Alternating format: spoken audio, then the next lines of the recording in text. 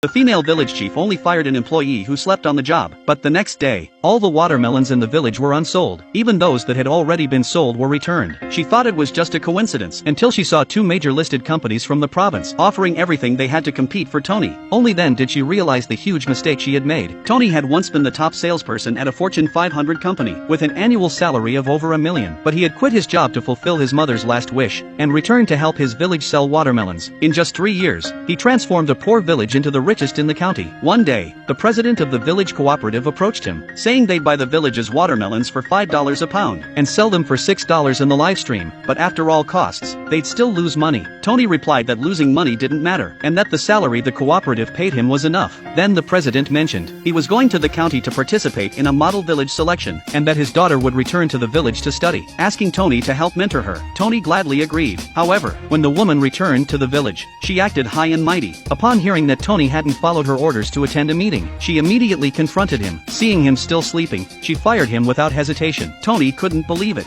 and told her that as a top salesperson, firing him required the president's approval. But the woman suddenly recalled what her father had said and realized Tony was the most important person in the company. She was about to call her father, but just then, the president entered the elevator.